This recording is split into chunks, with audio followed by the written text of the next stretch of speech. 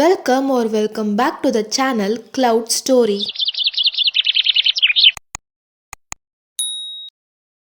இன்னைக்கு நம்ம பார்க்க போற anime Erased episode number 6. Already போட்ட 5 எபிசோட் பார்க்கலனா போய் பார்த்துட்டு வந்துருங்க. எபிசோடோட ஸ்டார்டிங்ல சட்டோரோ ஐரி கட்டாகிரி வீட்டுக்கு வெளியே நின்று பார்த்துட்டு இருக்கான். அந்த வீடே பத்தி எரியுது. சட்டோரோ பக்கத்துல இருந்த ஆன்டி ஐரி உள்ள போனதை பார்த்துதான் சொல்றாங்க. அதை கேட்டுட்டு அவங்க கச்சிஃபை புடிங்கிட்டு அவன் உள்ள போறான் ஐரியை காப்பாத்த. அந்த கச்சிஃபை மூக்குல வச்சுட்டு ஐரி எங்க இருக்க அப்படின்னு சொல்லிட்டு சட்டோரோ கத்திட்டே போயிட்டு இருக்கான். கடைசியில அவன் கண்டுபிடிச்சிருவான். ஐரி அவன் ரூமுக்கு வெளியே மயங்க கடந்து இருப்பா. சட்டோரோ ஓடி போயிட்டு அவன் கிட்ட இருந்த கச்சிஃபை ஐரியோட மூக்குல வச்சு அவளை தூக்கி காப்பாத்தலான்னு சொல்லிட்டு போவான்.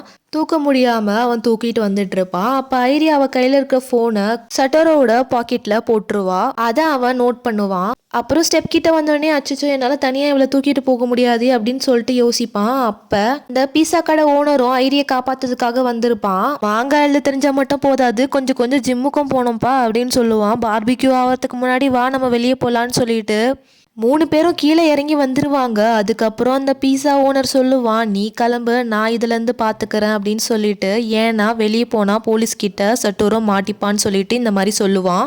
சட்டோரோ இவளை விட்டுட்டு அவன் கிளம்பிடுவான். கட் பண்ணா சட்டோரோ தனியா உட்காந்து யோசிச்சுட்டு இருக்கான். ஐரிக்கு எதுவும் ஆகாதுன்னு சொல்லிட்டு நான் நம்புறேன். ஆக்சிடென்டா இல்ல அந்த கொலைக்காரன் பிளான் பண்ணிருப்பானான்னு சொல்லிட்டு யோசிப்பான். அப்ப ஐரி வந்து இவ பாக்கெட்ல போட்ட போன் ஞாபகம் வரும். அந்த போனை ஓபன் பண்ணி பார்த்த உடனே இவன் ஷாக் ஆயிடுவான்.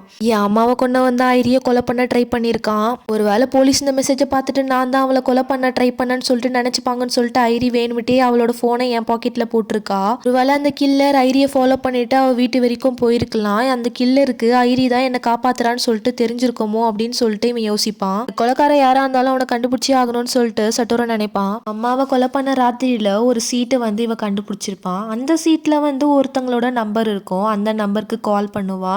அது யாருன்னா போன எபிசோட்ல பார்த்துருப்போம். சட்டோரோட அம்மா ஒருத்தங்க கிட்ட நின்று பேசிட்டு இருப்பாங்க வெளியே. சட்டோரோட அம்மாவோட ரிப்போர்ட்டர் ஃப்ரெண்டு அந்த சட்டோரோ பேசுறேன், உங்களை மீட் பண்ணணும் அப்படின்னு சொல்லிட்டு சட்டோரோ சொல்லுவான். சரி மீட் பண்ணலாம், நீ சட்டோரோவா இல்லைனா கண்டிப்பா அந்த கொலைக்காரனா தான் இருப்ப அப்படின்னு சொல்லிட்டு இவர் சொல்லுவாரு.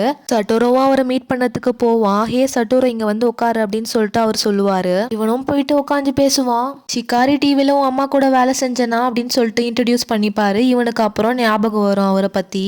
நான் போலீஸ் கிட்ட உன்னை பத்தி எதுவும் சொல்லல, நீ கொலை பண்ணிருக்க மாட்டேன்னு எனக்கு நம்பிக்கை இருக்கு. அந்த மாதிரி ஒரு பையனை அவன் வளர்க்க மாட்டான்னு எனக்கு தெரியும்.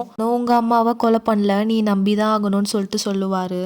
சட்டோரோ அன்னைக்கு ராத்திரி கண்டுபிடிச்ச பேப்பரை அவர்கிட்ட காமிப்பான். உங்க அம்மா சாவறதுக்கு முன்னாடி அன்னைக்கு எனக்கு கால் பண்ணாங்க. அப்ப என்ன சொன்னாங்கன்னா 18 வருஷத்துக்கு முன்னாடி நடந்த கொலைக்கோ யூகிக்கோ சம்மந்தம் இல்ல, அதுக்கு யார் காரணம்ன்றதை நான் கண்டுபிடிச்சினேன், நான் கூடிய சீக்கிரம் சொல்றேன்னு சொல்லிட்டு சொன்னாங்க. ஆனா அதுக்குள்ள அவங்க இறந்து போயிட்டாங்க, அந்த கில்லர் யாருன்னே தெரியாமலே போச்சு அப்படின்னு சொல்லிட்டு சொல்றாரு.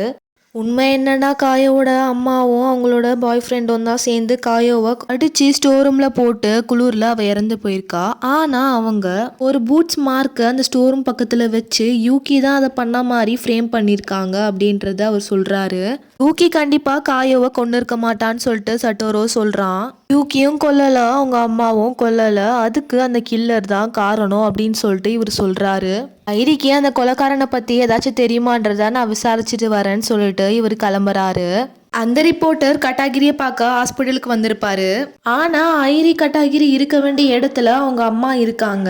அப்போ பிளாஷ்பேக்கை காட்டுவாங்க. கட்டாகிரி அவங்க அம்மா கிட்ட சொல்லிட்டு இருப்பா, கண்டிப்பா சட்டோரோ என்ன கொலை பண்ண ட்ரை பண்ணல அப்படின்னு.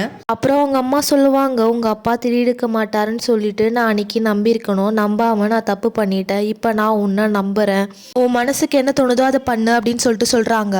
அப்புறம் ஐரி கட்டாகிரி சட்டோரோ பார்க்க போறா. அவ பின்னாடியே ஒரு பிளாக் கார் ஃபாலோ பண்ணத காட்டுறாங்க. இங்க சட்டோரோ கிட்ட இருந்த ஐரியோட போனுக்கு கால் வருது. அச்சோ நான் போன் ஆஃப் பண்ண மறந்துட்டேனேன்னு சொல்லிட்டு கால் எடுத்து பாக்குறான். ஜிக்கில நம்ம மீட் பண்ணலாம் வந்துரு அப்படின்னு சொல்லிட்டு சொல்றா. அது மட்டும் இல்லாம நான் யாரையும் ஃபாலோ பண்ணாதபடி நான் வந்து சேர்ந்துடுறேன் அப்படின்னு சொல்றா.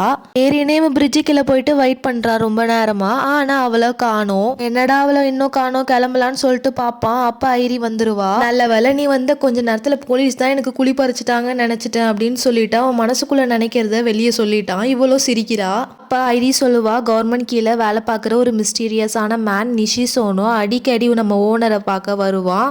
அவன் தான் நம்மளோட ஷிஃப்ட் என்னென்ன, நம்மளோட வீட்டு அட்ரஸ் என்ன அப்படின்றத கண்டுபிடிச்சிருப்பான் அப்படின்னு சொல்லிட்டு சொல்றா. சட்டோரோ அந்த ரிப்போர்ட்டர் வீட்டில் இருக்கும்போது 18 வருஷத்துக்கு முன்னாடி அந்த கொலையோட ரிப்போர்ட்டை பார்த்திருப்பான். அதில் இவனோட பேர் இல்லையே அப்படின்னு சொல்லிட்டு இவன் யோசிச்சுட்டு இருப்பான். ஆனா கட்டாகிரியே இது ஒரு கெஸ்ஸிங்கா தான் சொல்றா. சட்டோருக்கு ஒரே குழப்பமா இருக்கும். இந்த மாதிரி ஒரு பொண்ணு கூட ஃப்ரெண்டா இருக்குது எனக்கு ரொம்ப சந்தோஷம் அப்படின்னு சொல்லிட்டு அவன் மனசுக்குள்ள இருக்கிறத அப்படியே வெளியே சொல்லிடுவான். இவ்வளோ வெக்கப்படுவா. அந்த சமயம் பார்த்து போலீஸ் இவனை சரௌண்ட் பண்ணிடுவாங்க.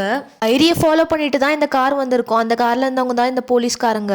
ஐரி தடுக்கலான்னு போவா, அவளையே தள்ளி விட்டுருவாங்க. அவனை அரெஸ்ட் பண்ணிடுவாங்க.